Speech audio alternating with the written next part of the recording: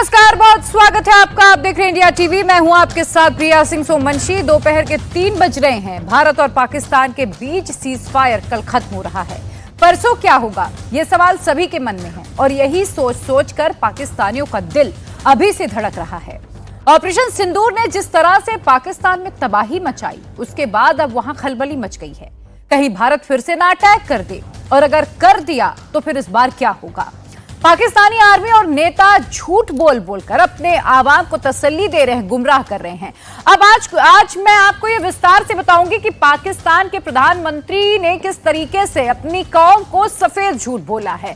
पाकिस्तान में कैसे खलबली मची हुई है, कैसे वहां पर खुद की पोल खोली जा रही है। उनके पीएम ने ही कैसी झूठ की पोल खोल दी, पाकिस्तानी पीएम के झूठ की पोल कैसे खुली, आप जरा ग्राफिक्स के जरिए समझिएगा।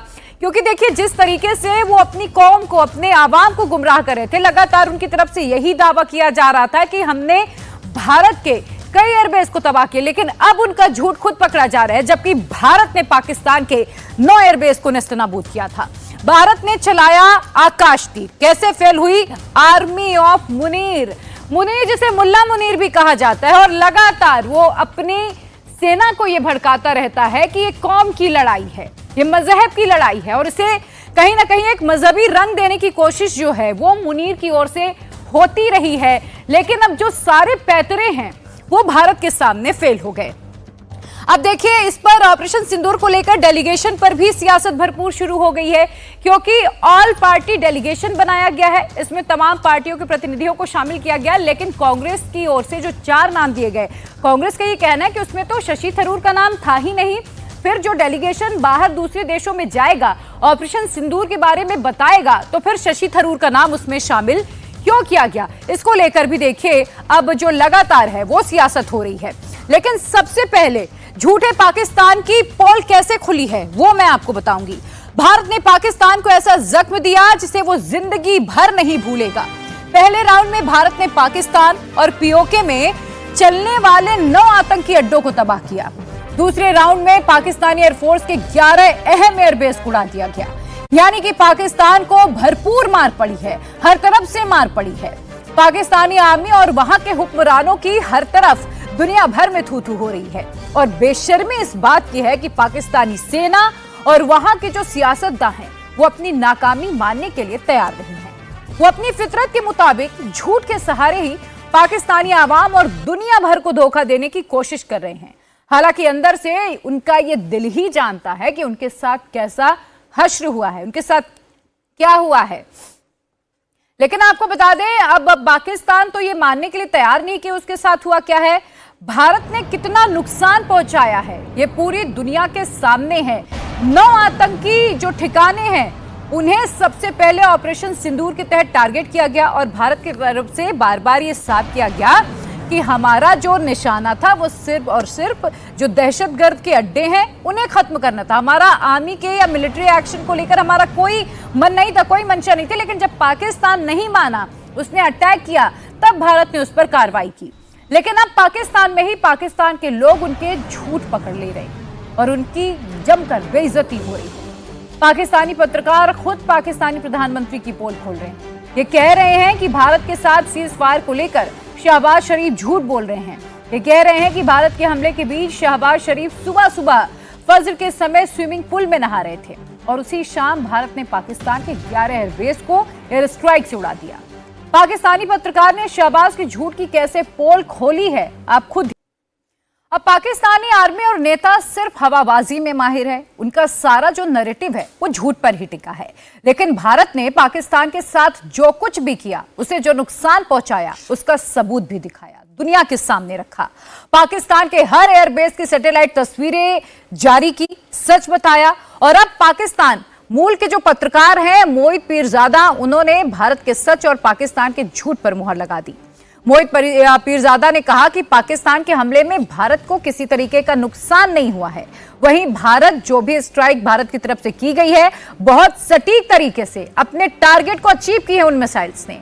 पाकिस्तान भले ही भारत में एयरबेस को नुकसान पहुंचाने का दावा कर रहा है, लेकिन अब तक पाकिस्तान की तरफ से इसे लेकर कोई भी सैटेलाइट इमेज का जो सबूत है वो नहीं दिखाया गया। जबकि भारत ने पाकिस्तान के जो एयरबेस तबाह किए उनका बाकायदा साफ साफ सबूत दिया, तस्वीरें दिखाई, सैटेलाइट सबूत दिखाया गया है। पाकिस्तान ने जो मिसाइल हमले किए हैं उससे तो हिंदुस्तान को कुछ भी नहीं हुआ। यानी हिंदुस्तान ने जो मिसाइल स्ट्राइक्स की हैं पाकिस्तान के अंदर, दो तीन किस्म के उन्होंने मिसाइल्स यूज़ किए। आपको पता है पहले उन्होंने मेरा ख्याल स्कैल्प यूज़ किए जो फ्रेंच टाइप के थे, जो एयर टू ग्राउंड थे, जिसमें उन्होंने 24 मुकामात को हिट किया आज़ाद कश्मीर में, पाकिस्तान में, बहावलपुर के अंदर, मुरीदके में। और वो सारे जो हैं जिन जिन बिल्डिंग्स में उनको जाके लगना था, स्कैल्प एक्यूरेटली जाके उन्होंने हिट किया और हम कुछ भी नहीं रोक सके। उसके बाद उन्होंने ब्राह्मोस यूज़ किए जो रशियन और इंडियन ताउन से इश्तराक से बने, और उन्होंने जहाँ जहाँ वो मारना चाहते थे खासा प्रिसाइजली उन्होंने हिट किया। और पाकिस्तान ने किसी किस्म के सैटेलाइट इमेजेस नहीं दिखाए, जबकि हिंदुस्तान की आर्मी एयरफोर्स वगैरह ने अपनी ब्रीफिंग्स में वो सैटेलाइट इमेजेस दिखाए। बहरहाल New York times did not rely upon दो सैटेलाइट इमेजेस। उन्होंने अपने सैटेलाइट इमेजेस लेके अपनी स्टोरी में दिखाए हैं, और वो मैंने देखे हैं बहुत गौर से। वो सैटेलाइट इमेज दिखाते हैं कि बुल्हारी जो है, जहाँ F-16 होते हैं, जो कराची से कहते हैं कि 100 किलोमीटर 100 मील दूर है, वहाँ पर उन्होंने जिस हैंगर को निशाना बनाया, उन्होंने पहले का इमेज दिखाया हमले से पहले का और हमले के बाद का, और वो हैंगर का एक हिस्सा जो है बिल्कुल तबाह हो गया है। इसी तरह से उन्होंने नूर खान एयरबेस के ऊपर जो हमले हुए हैं वहाँ पे भी दिखाया उन्होंने कि बिल्डिंग कैसे डैमेज हुई है। फिर उन्होंने जो रहीम यार खान में हमला है वो भी दिखाया। तो जहाँ जहाँ उन्होंने 3 या 4 इमेजेस उन्होंने दिखाए हैं जहाँ रनवेज जो हैं वो इंटरप्ट हो गई हैं, जबकि पाकिस्तान साइड से ना तो कोई दिखाए गए हैं सैटेलाइट इमेजेस, और फिर उन्होंने उधमपुर के एयरपोर्ट पर जहाँ पाकिस्तान ने कहा कि हमने सब कुछ डिस्ट्रॉय कर दिया है, सारे नाकारा बना दिए हैं, ये हमारी स्टेटमेंट थी, मैं भी दोहराता रहा हूँ पाकिस्तान के पीछे पीछे, वो उन्होंने दिखाया कि उधम एयरपोर्ट के पहले के इमेज और बाद के इमेज हैं 12-13 मई के, और उधम एयरपोर्ट को किसी किस्म का कोई नुकसान उसके रनवे को नहीं पहुंचा। अब इसका क्या मतलब है? इसका मतलब है कि पाकिस्तान ने जो मिसाइल मारे हैं उनका इम्पैक्ट नहीं हुआ, वो एक्यूरेट भी नहीं होंगे, और ये कंप्लेन पहले भी थी कि मिसाइल हमारे एक्यूरेट नहीं है। अब देखिए, भारत ने एक के बाद एक पाकिस्तान पर 15 ब्रह्मोस मिसाइल दागी थी। हमला इतना सटीक था कि पाकिस्तान के 11 एयरबेस तबाह हो गए। जंग अगर आगे बढ़ती तो उनके फाइटर जेट्स को उड़ान भरने के लिए रनवे नहीं मिलता। इसी डर से पाकिस्तान सीज फायर की गुहार लगाने लगा, क्योंकि उसे इस बात का आसानी से अंदाजा हो गया था कि अगर भारत 48 घंटे और स्ट्राइक करता है तो पाकिस्तान में बड़ा संकट आ जाएगा। एक तरफ पाकिस्तानी पत्रकार अपने प्रधानमंत्री का झूठ खुद ही पकड़ रहे हैं, तो वहीं दूसरी तरफ झूठ बोलते बोलते शहबाज शरीफ ने भी पाकिस्तान का सच खुद बता दिया। पाकिस्तान के प्रधानमंत्री ने इस सच का कबूलनामा किया है कि टेरर के खिलाफ हिंदुस्तान का अटैक कितना जोरदार था। शहबाज शरीफ ने भारत के हमले से नूर खान एयरबेस में हुई तबाही की बात खुद को बोली है। शहबाज शरीफ ने कहा कि 10 मई की रात करीब 2:30 बजे का वक्त था जब जनरल आसिम मुनीर ने उन्हें सेफ लाइन पर बात की थी, उन्हें फोन किया था और फोन पर यह कहा था कि भारत की अचूक बैलिस्टिक मिसाइलों ने नूर खान एयरबेस को तबाह कर दिया है। भारत के अटैक से एक के बाद एक उसके 11 एयरबेस खंडहर बन गए। शहबाज शरीफ ने यह भी कहा कि भारत ने पाकिस्तान को मैसेज दे दिया है कि अब घर में घुसकर भी मारा जा सकता है। 9 और 10 की रात को 9 की रात को जो जुमे का दिन था, मेरी अफवाज पाकिस्तान के सिपा सलारों से मुलाकात हुई और उसमें तय पाया कि दुश्मन ने आखिरी हद भी पार कर दी। पाकिस्तान को ये पैगाम दिया कि हम पाकिस्तान के अंदर जाकर हमला आवर हो सकते हैं। 9 और 10 की दरमियानी रात में तकरीबन 2:30 बजे सिपा सलार जनरल सैयद आसिम मुनीर ने मुझे सिक्योर फोन पे मुझे बताया कि वज़ीर-ए-आज़म साहब, हिंदुस्तान ने अपने बैलिस्टिक मिसाइल अभी लॉन्च किए हैं, एक नूर खान एयरपोर्ट पे गिरा है और कुछ और दूसरे इलाकों में गिरे हैं। अब देखिए, भारत ने ये कह दिया है कि पाकिस्तान अभी प्रोविजन पर है और कल उसका प्रोविजन पीरियड जो है वो खत्म होने वाला है। उसका हर एक्शन नोटिस हो रहा है। भारत की अगली कार्रवाई इसी हिसाब से होगी। यही वजह है कि पाकिस्तान में खौफ पसरा हुआ है। पाकिस्तानी पत्रकार हामिद मीर ने एक बड़ा बयान दिया है। हामिद मीर ने कहा कि भारत और पाकिस्तान के बीच दोबारा एस्केलेशन हो सकता है। पाकिस्तान को इंडिया से खबरदार रहने की जरूरत है। हामिद मीर को यह लग रहा है कि सीज फायर खत्म होने के बाद भारत एक बार फिर पाकिस्तान के खिलाफ कोई कार्रवाई कर सकता है। दरअसल भारत ये क्लियर कट मैसेज दे चुका है, ये बार बार साफ कर चुका है कि अभी ऑपरेशन सिंदूर खत्म नहीं हुआ। भारत ने अभी ट्रेलर मात्र दिखाया है। कल प्रधानमंत्री मोदी ने दिल्ली में हाई लेवल मीटिंग की थी, जिसमें गृह मंत्री, विदेश मंत्री के साथ एनएसए अजीत डोवाल भी शामिल थे। और ऐसे में पाकिस्तान भारत के आगे के प्लान ऑफ एक्शन को लेकर खौफजदा हो रखा है। और ये बात पाकिस्तान के वरिष्ठ पत्रकार हामिद मीर के इस बयान से भी साफ जाहिर हो रही है, जो हम आपको अभी सुनाएंगे। हमारी हुकूमत और हमारी तीनों जो अफवाज हैं वो भी सारे के सारे जो हैं बहुत अलर्ट हैं, बल्कि हाई अलर्ट पे हैं। और मुझे ये लगता है कि अभी तक तो इंडिया को सिर्फ रिस्पॉन्ड बैक किया गया है। 6-7 मई को भी सिर्फ उनको रोका गया और 10 मई को उन्होंने पहले मिसाइल अटैक किया, फिर हमने जवाबी कार्रवाई की और बड़ी लिमिटेड हमारी कार्रवाई थी। लेकिन अगर इस दफ़ा इंडिया ने कोई गलती की तो शाहजेब साहब अल्लाह करे कि ऐसा ना हो। हम नहीं चाहते कि इंडिया जो है वो ऐसी गलती दोबारा करे। अब देखिए, पाकिस्तानियों के इस डर की जो वजह है वो भी वाजिब है और इसी वजह की नई तस्वीर भी अब सामने आई है। पाकिस्तानी पत्रकार ने खुद ऑपरेशन सिंदूर में खंडहर बने आतंकी हाफिज सईद के अड्डे का हाल दिखाया। पाकिस्तान पत्रकार ने मुर्दगे में बने हाफिज सईद के मरकज तैयबा की ग्राउंड रिपोर्ट दिखाई है। 6 और 7 मई की दरमियानी रात हाफिज का अड्डा जो मुरीदके में है, भारत की सटीक एयर स्ट्राइक से तबाह हो गया था। और इसमें दिलचस्प बात यह है कि हाफिज का यह आतंकी अड्डा मुरीदके के सरकारी कॉम्प्लेक्स परिसर में बना था, लेकिन फिर भी नहीं बचा।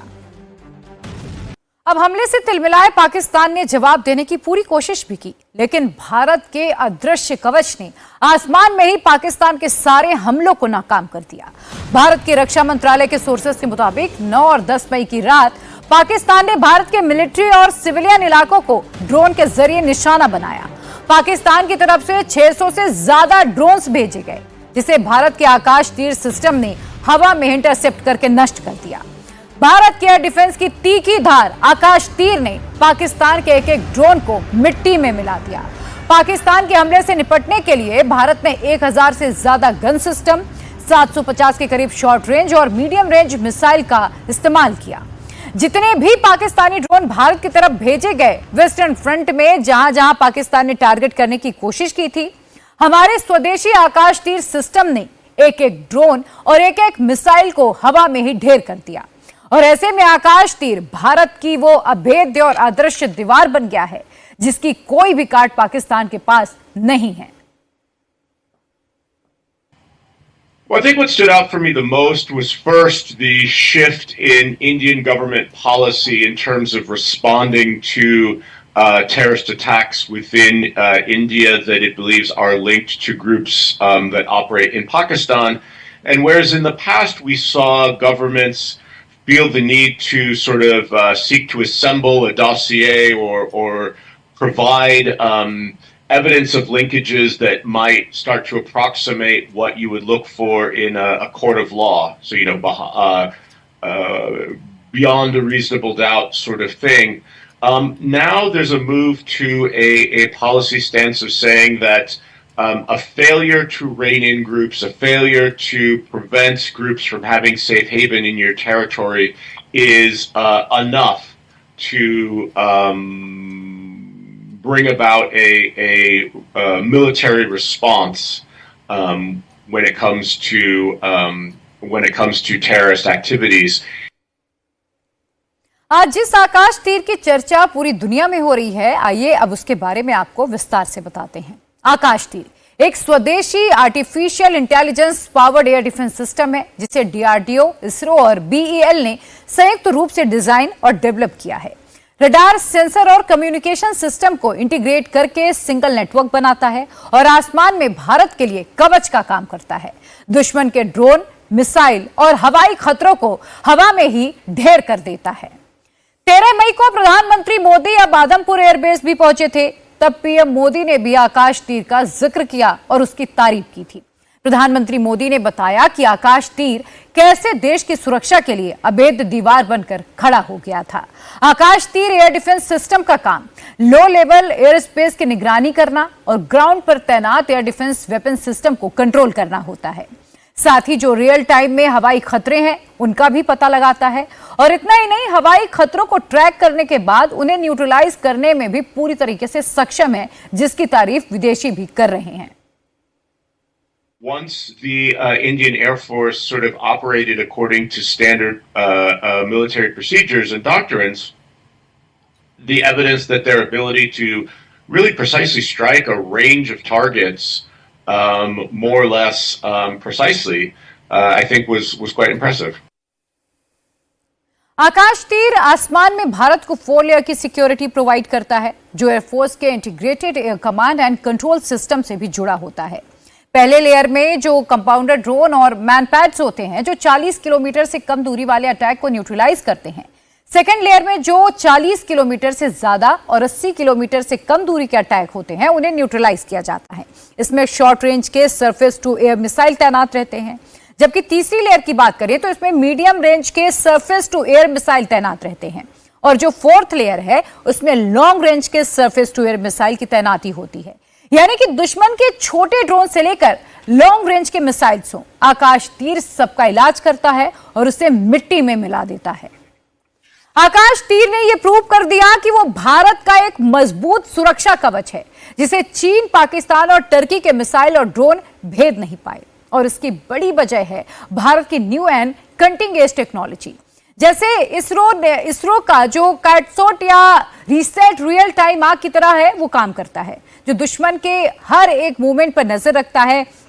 भारत का जो स्वदेशी नेविक प्रिसीजन जो most accurate GPS location provide करता है। इसके अलावा कामिकेज ड्रोन्स भी हैं जो इनसे लैस होता है, जो दुश्मन को तबाह कर देता है। एआई से लैस ये सिस्टम 100% एक्यूरेसी के साथ काम करता है, जिसे लड़ने का सामर्थ्य पाकिस्तान और चीन में नहीं है। भारत की सेना ने, भारत के सैनिकों ने संवेदनशीलता को बराबर बनाए रखा, नहीं तो ज्यादा क्षति हो सकती है। कोई सिविलियन या कोई आर्मी एस्टेब्लिशमेंट भारत के निशाने पर नहीं था। पूरी दुनिया ने देखा है भारतीय सेनाओं की बहादुरी को। पाकिस्तान के अंदर ऐसा कुछ भी नहीं है जो भारत की सेनाओं के जद में नहीं है। हम युद्ध के समर्थक कभी नहीं है, हम शांति से जीना चाहते हैं। आज दुनिया की हम 5वीं बड़ी अर्थव्यवस्था है और कुछ दिनों में 4थी बड़ी अर्थव्यवस्था बनना चाहते हैं। हम एक विकसित भारत का सपना लेकर के चल रहे हैं, लेकिन पड़ोसी जो है वो केवल कर्ज के आधार पर मानवता को ही समाप्त करने पर उतारू है। मैं समझता हूं कि जो जवाब दिया गया है शायद उसे सबक मिल गई होगी। भारत ने पहले पाकिस्तान के आतंकी अड्डों को तबाह किया, आतंकियों के आकाओं को मिट्टी में मिलाया, आतंकियों का साथ देने वाली पाकिस्तानी फौज के अड्डों को नेस्तनाबूद कर दिया और अब पाकिस्तान के फेक प्रोपेगेंडा को दुनिया के सामने एक्सपोज करने की तैयारी है। भारत दुनिया के अलग अलग देशों में स्पेशल टीम अपनी भेज रही है, जो ऑपरेशन सिंदूर के बारे में सभी को जानकारी देगी। पाकिस्तान के आतंकी चेहरे को बेनकाब किया जाएगा और इसके लिए 7 अलग अलग टीमें तैयार हुई हैं, जिसमें एक टीम का नेतृत्व कांग्रेस सांसद शशि थरूर को दिया गया है।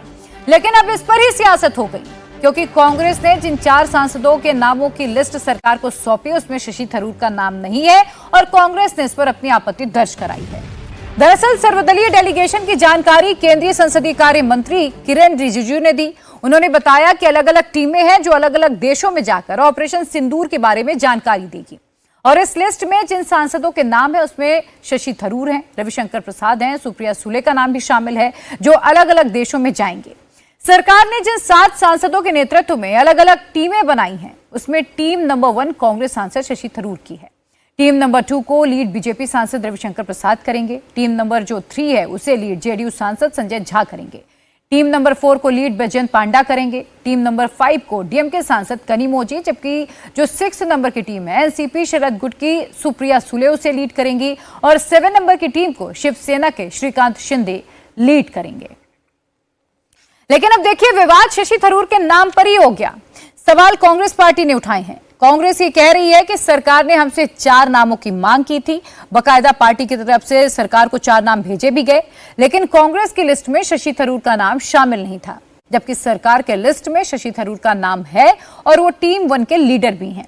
कांग्रेस के लिस्ट में जिन 4 सांसदों के नाम है उसमें आनंद शर्मा, गौरव गोगोई, सैयद नसीर हुसैन और राजा बरार शामिल हैं। इसे लेकर कांग्रेस बीजेपी पर राजनीति करने का आरोप भी लगा रही है। दरअसल ये डेलीगेशन किसी पार्टी का नहीं है, बल्कि देश को रिप्रेजेंट करने का है, जो दुनिया में पाकिस्तान को आतंकवाद पर बेपर्दा करेगा।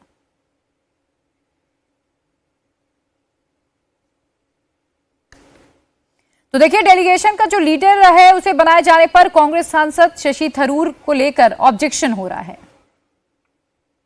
कांग्रेस पार्टी की तरफ से एक ट्वीट किया गया है कि हमने कुछ नाम भेजे थे, लेकिन शशि थरूर को एक डेलीगेशन का लीड करने के लिए कहा गया है।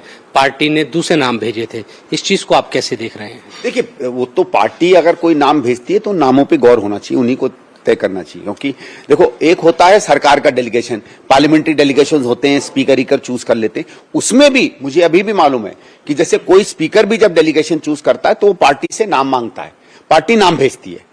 जब आप ऑल पार्टी डेलीगेशंस की बात करें तो पार्टी का एक होना चाहिए रोल कि हमारी तरफ से कौन जाएगा।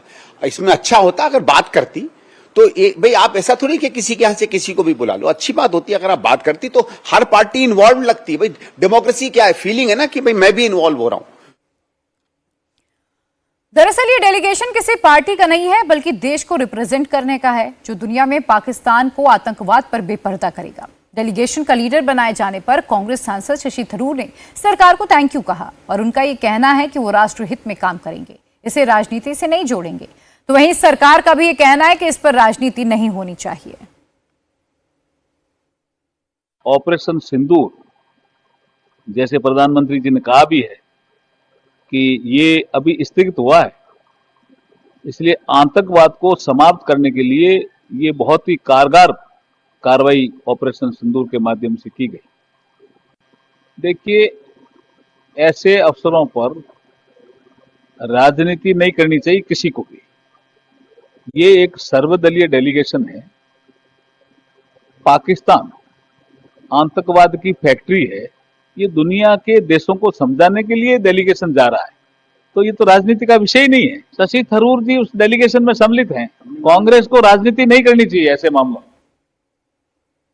कांग्रेस शशि थरूर के नाम पर सरकार को घेरने का काम कर रही है, तो वहीं असम के सीएम और बीजेपी नेता हिमंता बिस्वा शर्मा ने कांग्रेस को जमकर घेरा।